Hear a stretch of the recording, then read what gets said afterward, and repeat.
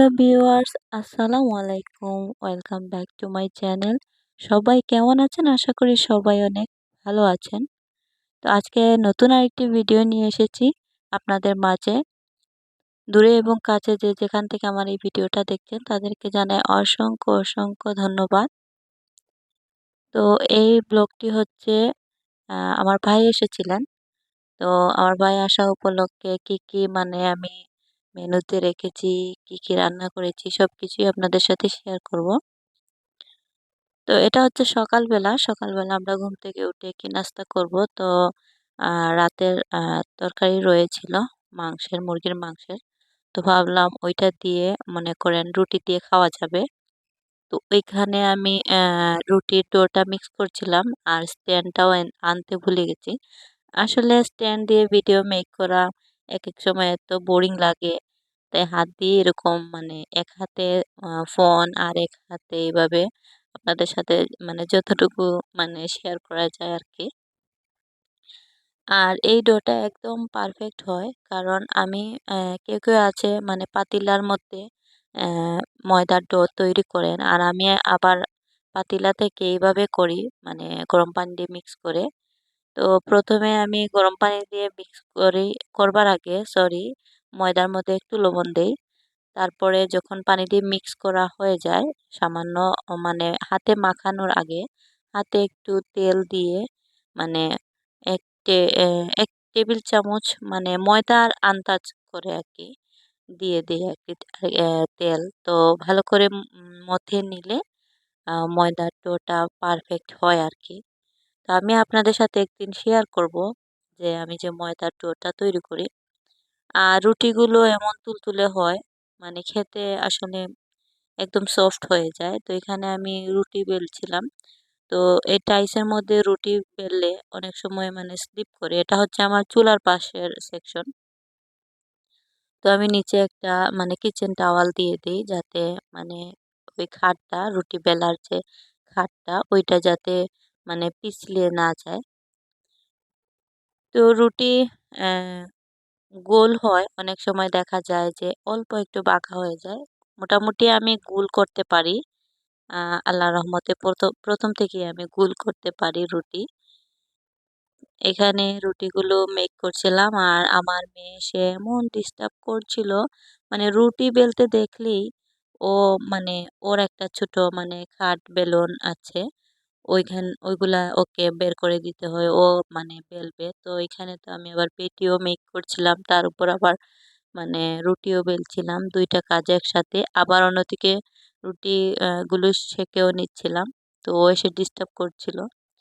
আর এই তাওয়াটা আমার অনেক পুরনো মানে ফ্রাই প্যান না তাওয়া বলে আ আই এম নট সিউর।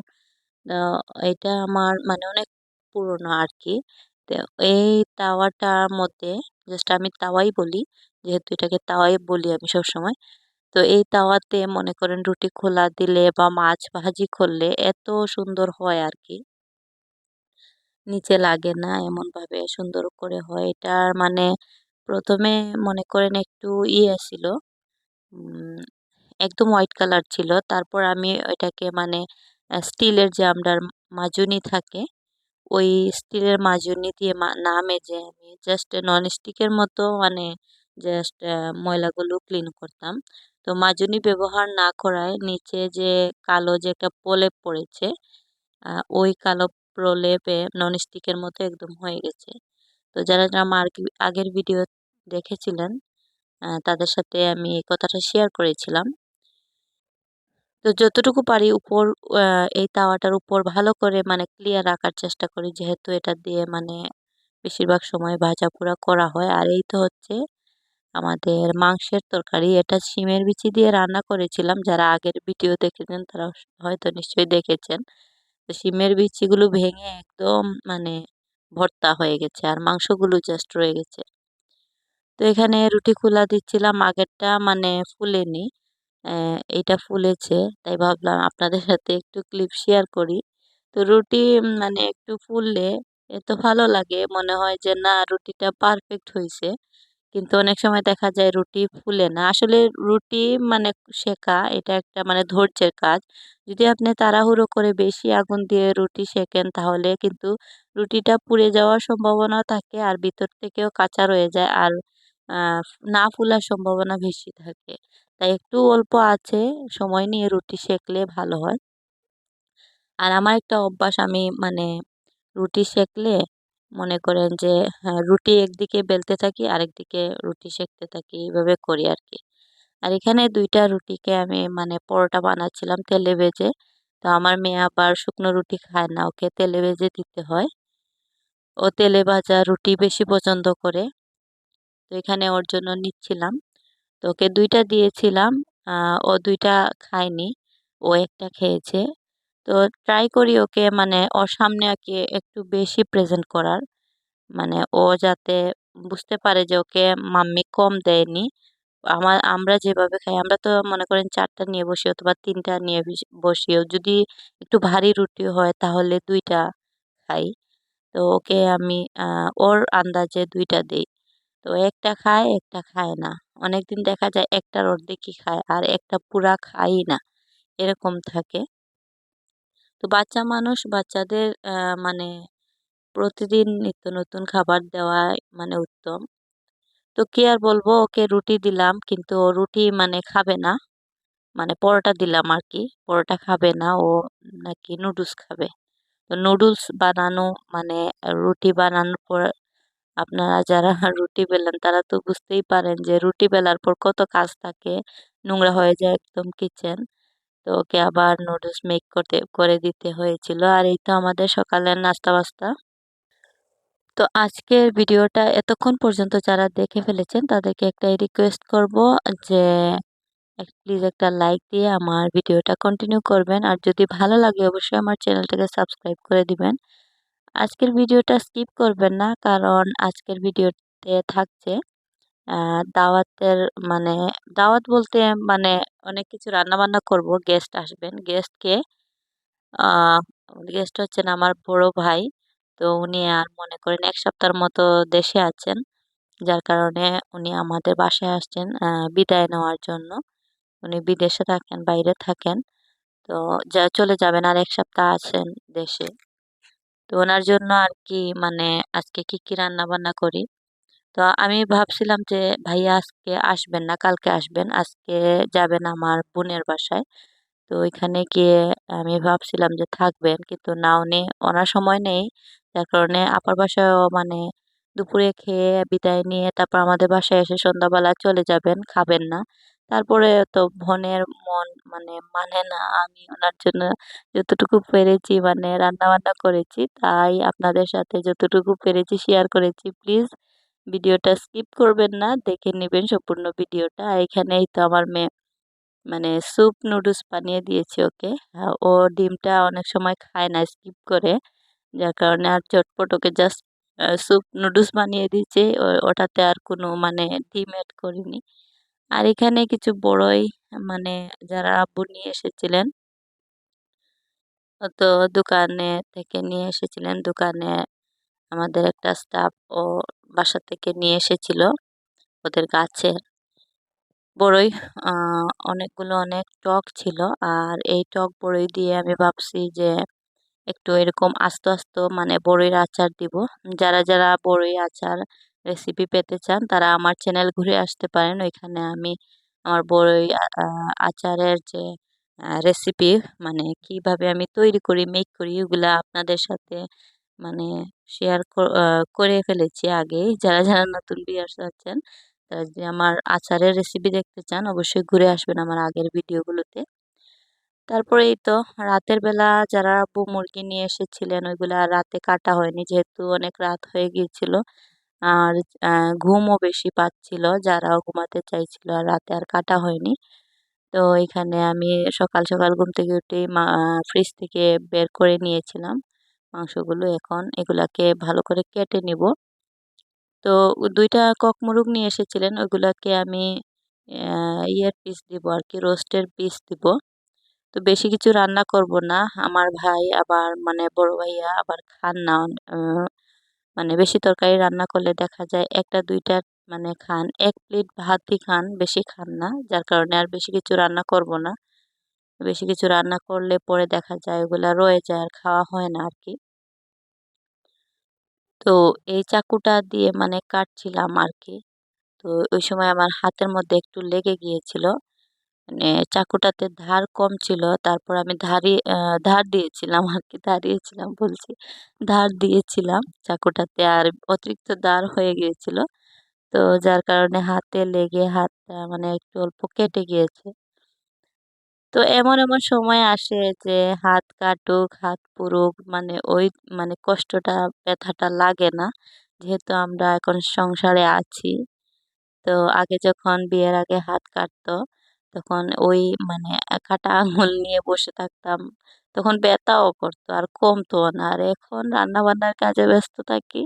এখন কাটে কোন দিক দিয়ে আর শুকায় কোন দিক দিয়ে মানে ব্যথাও লাগে না। আল্লাহ মনে হয় এরকম আমাদের মেয়েদেরকে এইভাবেই সৃষ্টি করেছেন ধৈর্য দিয়ে। যাই হোক, অনেক কিছু বললাম। এখানে মাংস কাটাকাটি শেষ আর মাংসটা বসিয়েও দিয়েছি।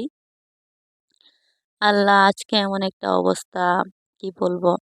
আজকে সকাল থেকে যে কি হইছে, মানে সকাল থেকে কিচেনে ঢুকছি আর বের হইতে পারি নাই। ভাইয়াও আসছেন। ওই সময় আমি কিচেনে ছিলাম। মানে এত মানে সারাদিন দৌড়ের উপর দিয়ে গেছে। আমি মনে করেন যে বেশি না ৩ টা তরকারি রান্না করেছি বলতে রোস্ট আর এই মাংস ভুনাটা আর একটা তরকারি যেটা রান্না করছি। কিন্তু আমার কাছে মনে হইছে যে আমি মনে হয় ১০-১২ পদের রান্না করেছি। যে সকাল থেকে ঢুকছিলাম আর বাইর হইতেই পারি নাই। তো এমনটা কোনোদিন হয় না। মাঝে এভাবে আরকি হয়। তো ঐদিন এত বিরক্ত লাগছিল আর কোমরের ব্যথা, মাথা ব্যথা করছিল আরকি। স্টিল নাও আমি দাঁড়িয়ে মানে রান্না করছিলাম। মানে কাটাকুটি করছিলাম। কি আর বলবো, কি একটা অবস্থা। এখানে দেখতেই পারছেন আপনারা, আ আমি এখানে গরুর মাংস আ ভিজিয়ে রেখেছিলাম। ওগুলা শবে বরাতে নিয়ে এসেছিলেন জারার আব্বু। তো কিছু রেখে দিয়েছিলাম ফ্রিজের মধ্যে। তো এগুলাকে ভাবছি যে আলু দিয়ে রান্না করব। তো হাতে মেখে যেহেতু আমি গরুর মাংস বসাই, আমার কাছে মনে হয় হাতে মেখেই টেস্টটা আসে। তো এখানে আমার যা মসলা উপকরণ থাকে আরকি। তো আপনাদের বলে দেই কি দিয়েছি। এখানে গরম মসলা দিয়েছি, দালচিনি, এলাচ, মেথি, তেজপাতা, পেঁয়াজ, রসুন, আদা। তারপর মসলা হিসাবে দিয়েছি এখানে, আরেকটা দিয়েছি গোটা পাঁচফোড়ন। আর মসলা হিসেবে দিয়েছিলাম গুঁড়া মসলা যেগুলা, সেটা হচ্ছে ধনিয়া গুঁড়া, মরিচ গুঁড়া, হলুদ গুঁড়া। তারপর দিয়েছি পাঁচফোড়ন গুঁড়া আর একটু গরুর মাংসের মসলা দিয়েছিলাম। আর আমার একটা মানে সিক্রেট মসলা আছে, ওইটা দিয়েছি। এটা আমি হাতে বানাই। তো ওই মসলাটাও মানে দিয়েছিলাম। এই হচ্ছে সেই মসলাটা। তারপর এই যে কাটা টমেটো কয়েকটা দিয়েছি। এরপর লবণ আর তেল দিয়ে ভালো করে মানে চামচ দিয়ে আমি মেখে নিব। হাত দিয়ে মাখলে দেখা যায় গরুর মাংসের যে হাড়গুলা থাকে ওইগুলাতে আবার হাত কেটে যায়। মানে একটা অবস্থা আরকি। ১ম এ বুঝা যায় না, পরে রাত হলে মানে বুঝা যায় যে হাতে জ্বলে। তারপরেই তো আমার মাংস কষানো প্রায় হয়ে গেছে। আমি গরুর মাংসটা পুরোপুরি কষানোর পর তারপর আলু দেই। মানে আলু দিয়ে রান্না করলে আরকি। যদি মনে করেন পুরোপুরি কষানো না হয়, অনেক সময় দেখা যায় যে অনেক আলু আবার দিতেই মনে করেন সেদ্ধ হয়ে যায়। তখন দেখা যায় যে আলু ভেঙে যাওয়ার ভয়ে মানে তরকারিটা তাড়াতাড়ি নামাতে হয়। আর অন্যদিকে মাংসগুলো কাঁচা মানে শক্ত থেকে যায়। যার কারণে আমি এই রিস্কটা নেই না। আগে মাংসটা কষিয়ে নেই ভালো করে। তো রাত ৮টা বেজে গিয়েছিল। ভাইয়া আসেন নাই। আর আমরা ওয়েট করছিলাম যে ভাইয়া আসার পর নাস্তা খেয়ে তারপর চা খাবো। তো না ভাইয়া আসছিলেন না। এইজন্য ওয়েট করতে তারপর ভাবলাম যে আমরা তাহলে চাটা খেয়ে ফেলি। পরে ভাইয়া আসলে নাস্তা খাবো। তো এখানে চা বানাচ্ছিলাম। আমাদের ঘরে যারা ছিলাম, তো যারা আপুও ছিলেন ঘরে। তো চা বানাচ্ছিলাম। এই পাশ থেকে আমার মেয়ে বলছিল, "আম্মু আমাকে চা দাও, আমাকে চা দাও।" ঐরকম করে মানে যখন দেখবে ঝামেলা, তখন মানে ওর কত আবদার। তারপরে এই তো নুডলস বানাচ্ছিলাম, যেহেতু মানে ভাইয়া একটু সময়ের জন্যই আসবেন। তো গল্প টল্প করতে যদি পারি না, যার কারণে আগে থেকে মানে সবকিছু রেডি করার মানে একটা মানে ধুম আর কি পড়লো। আর নুডলসটা সন্ধ্যার আগেই বানানোর কথা ছিল। ওই যে বললাম আজকে কি হইছে আমি নিজেও জানি না। মানে সকাল থেকে মানে কিচেনের মধ্যে স্টিল না আমি দাঁড়িয়ে, এমন অবস্থা আমার পায়ের ব্যথা, মাথা ব্যথা, কোমরে ব্যথা, এমন অবস্থা আমার হয়েছে। তো এখানে আমি নুডলসটা বসিয়ে দিয়েছি। নুডলসটা আসলে আমি এইভাবে রান্না করি, যখন ঝটপট রান্না করি তখন আমি আলাদাভাবে আর সেদ্ধ দেই না। এইভাবে মনে করেন যে ফ্রাই প্যানে পেঁয়াজ, তারপরে কাঁচামরিচ সবকিছু ভালো করে ভেজে তারপর মসলা দিয়ে এরপর নুডলসটা দেই আর কি। আপনারা ফুল প্রসেসিংটা দেখতে থাকুন, তাহলে বুঝতে পারবেন। আর এইভাবে কিন্তু মানে ও ওই ওই সেদ্ধ দেওয়ার পর যে একটা টেস্ট আসে, এভাবে রান্না করলে সেম টেস্টই আসে। মানে খারাপ লাগে না আর কি। ঝটপটের জন্য মানে এটাই আমার কাছে লাগে পারফেক্ট। তো এখানে আমি মসলা দিয়ে দিচ্ছিলাম। তো আমি আসলে অনেকে নুডলসে মসলা ইউজ করেন না, জাস্ট ম্যাগি মসলাই ইউজ করেন। তো আমি আগে ম্যাগি মসলা ইউজ করতাম, এখন আমার কাছে লাগে যে টেস্টটা একঘেয়েমি হয়ে যায়, ভালো লাগে না। তাই আমি একটু মানে একটু মশলা অ্যাড করি আর কি, হালকা পাতলা, মানে যাতে কড়া না হয়, নুডলসের স্মেলটাই থাকে এরকম পারফেক্ট মশলা ইউজ করি বলতে। একটু গরম মশলা ইউজ করি, তারপর ধনিয়া গুঁড়া এরকম, আর কালারের জন্য জাস্ট হলুদ একটু ইউজ করি। তো এগুলো ইউজ করলে কি হয় মানে আলাদা একটা টেস্ট আসে আসে সরি, আর ঘ্রাণটাও একটু ভালো হয়, কালারটাও সুন্দর লাগে। জাস্ট এই জন্যই আমি ইউজ করি। তো অনেকে আবার ভাবতে পারেন যে এত মশলা ইউজ করার দরকার কি? আসলে এত মশলা না, অল্প সামান্য মশলা। আর এখানে আমি ম্যাগি মশলাটা দিয়ে দিচ্ছি। তো ম্যাগি মসলাটা দেওয়ার পর মানে নুডলসের যে একটা আলাদা টেস্ট আসে, ওইটা কিন্তু অন্য যেকোনো মসলা দিলেও ওই টেস্টটা কিন্তু আসবেই না। কারণ এটা মানতেই হবে, ম্যাগিতে তাদের সিক্রেট মসলা থাকে। কারণ আমরা গৃহিণীদের যেরকম একেকজনের রান্নার টেকনিকটা একেক রকম। তো ওইভাবে মনে করেন একেক কোম্পানির মানে মসলার টেক্সচারটাও একেক রকম। তো টাইগার মসলা দেখবেন এক ধরনের মানে স্মেল বা স্বাদ থাকে। আবার রাঁধুনি মসলায় এক ধরনের স্মেল থাকে। তারপর আবার স্বাদও আলাদা থাকে। তো আমি যে মানে পাঁচফোড়নটা ইউজ করি ওইটা আবার টাইগার যে পাঁচফোড়ন ওইটা ইউজ করি। কেন জানি না, আমার মানে ছোটবেলা থেকে আম্মাকে দেখেছি যে টাইগার মসলা ইউজ করতে, আর ওইটা দিয়ে মাংস রান্নলে যে একটা ওই স্বাদটা মানে আম্মার হাতে রান্নার স্বাদটা পাই আর কি। অন্য মানে আহ, যে মসলা আছে ওইটাতে ওই স্বাদটা মিলে না আর কি।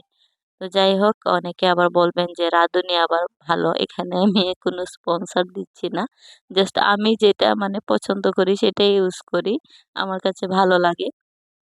তো এখানে আমি ডিমটা নুডলস গুলোকে এক পাশ করে তারপর এখানে ডিমটা দিয়েছি। যেহেতু এটা নন স্টিকি একটা ফ্রাই প্যান, এখানে আর হ্যাঁ তেমন একটা তেল ইউজ করতে হয়নি। তো আমি একটু মানে আঁচটা একটু বাড়িয়ে দিয়েছি। আর নুডলসগুলোকে এক পাশে রেখে ফ্রাই প্যানটাকে জাস্ট মাঝখানে এনে মানে যেই পাশে আমার ডিমগুলো দিয়েছিলাম ওই পাশে আর কি এনেছি। তো এখানে আমি একটু চেপে চেপে স্প্যাচুলা দিয়ে ওটাকে মানে ম্যাশ করে তারপরে একটু টুকরো টুকরো করে নিচ্ছিলাম, যাতে ডিমের টুকরোগুলো পুরো নুডলসের মধ্যে আর কি চলে যায়, আর খাওয়ার সময় মানে সবার মানে বাটিতে যায় আর কি। তো এইভাবে মনে করেন আগে ডিমটা না দিয়ে পরে এরকম ফ্রাই করে দিলে কি হয়, ডিমের যে একটা স্মেল বা ডিমের একটা স্বাদ ওইটা অটুট থাকে আমার কাছে মনে হয়। আর আমি মানে ওইটা ট্রাই করেও দেখেছি, যার জন্য আপনাদেরকে বললাম। তারপরে এই তো টমেটো দিয়ে দিলাম, টুকরো টুকরো করে রাখা টমেটো দিয়ে দিলাম। আর এখানে ধনেপাতাও দিয়ে দিয়েছি। আর এখনকার কাঁচামরিচের কথা তো আর বলে লাভ নেই, একদমই ঝাল নেই। তো বড় বড় কাঁচামরিচ, আর একটুও ঝাল নেই। এখানে আমি অনেকগুলো কাঁচামরিচ দিয়েছিলাম আর যখন পেঁয়াজ ইয়ে করেছিলাম আর কি, পেঁয়াজ দিয়েছিলাম তেলের মধ্যে, তখনই আমি কাঁচামরিচগুলো দিয়েছি, যেহেতু ঝাল একদমই নেই। তো এখানে এই তো আমার মজাদার পাস্তা মানে নুডলস রেডি। তারপরে এই তো ভাইয়াদেরকে নুডলস দিলাম, ঠান্ডা দিলাম, তারপর চা দিলাম। আর এই যে নাস্তা যা যা দিয়েছিলাম, পাপড়া ছিল, পাপড়া দিয়েছি, তারপরে ফলমূল কেটে দিয়েছি, তারপরে আপনার আবার চিড়া ভাজা, মানে না, ঠান্ডার মধ্যে যা যা যায় আর কি, মানে ঠান্ডা ড্রিঙ্কস আর কি, যা আর কি যা দিয়েছিলাম, ওইগুলা আসলে ভিডিও করার একদমই টাইমই ছিল না। এত তাড়াহুড়ো করেছি, ভাইয়া আসছেন, ওনাদেরকে ভালো মন্দ জিজ্ঞেস করে এসে কিচেনে ঢুকে তাড়াহুড়ো, ওইগুলো ভিডিও আসলে করা আসলে একদমই সম্ভব না। অন্যদিকে তো আমার হাজবেন্ড এসে, তারা এসেছেন, তাদেরকে কিছু দাও, কিছু দাও, এরকম করছিলেন। যাই হোক, তো সবার ঘরেই পুরুষ মানুষ যারা আছেন এইরকম মনে হয় করেনি, যে মেহমান আসলে তাড়াতাড়ি কিছু দাও, তাড়াতাড়ি কিছু দাও, এরকম করেন। তো ভাইয়ারা যেহেতু মানে শর্ট টাইমের জন্য এসেছেন, তো তেমন কিছু আর রান্না করা হয়নি, তাই পরে ভাবলাম যে একটু ডিম ভুনা করা যাক। কেমন কেমন লাগছে যে মানে দুইটা তরকারি আর একটা তো মাত্র রোস্টই। তো বারবার ভাইয়ারা ভাইয়ারা বলছিলাম, কারণ ভাইয়ার সাথে ওনার একজন ফ্রেন্ড এসেছিলেন, তো যার জন্য ভাইয়ারা ভাইয়ারা বলছিলাম। তো ওনার ফ্রেন্ডও তো আরেকটা ভাই। তো যাই হোক, তো এই তো আমার মানে আজকের মেনু, ভাইয়ার জন্য যা যা রান্না করেছিলাম আর কি। বলেছিলেন কিছু খাবেন না, তারপর বোনের মন তো মানে না, কি করব, ঝটপট যা করা যায়। সকাল থেকে মানে দুপুর থেকে ঢুকেছিলাম কিচেনে রান্নার জন্য। এখানে পোলাও, রোস্ট, তারপরে গরুর মাংস আলু দিয়ে, তারপরে আহ দেশি মুরগির মাংস রান্না করেছিলাম, আর ডিম ভুনা। তো তারপর তারা খাওয়া দাওয়া করে চলে গিয়েছিলেন।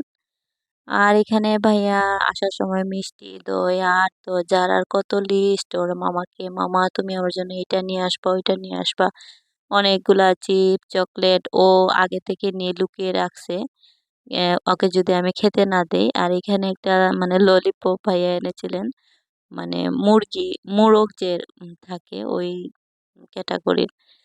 তারপরে এই তো ভাইয়া চলে যাওয়ার পর দই দিতে একদমই মনে নেই, ওনারা আসার সময় দইও নিয়ে এসেছিলেন। তো আর কি করা, ওনাদেরকে দেওয়ার কথা মনেই নেই। তারপরে তো আমরা খাচ্ছিলাম নিয়ে। তো আমার ভিডিওটা আজকে কেমন লাগলো, ভালো লাগলে অবশ্যই লাইক কমেন্ট এন্ড শেয়ার করবেন। আজকের ভিডিওটা এই পর্যন্ত। সবাই ভালো থাকবেন, সুস্থ থাকবেন, আর জেডএফএন চৌধুরী ফ্যামিলির সাথেই থাকবেন।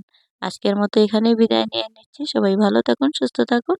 আসসালামু আলাইকুম।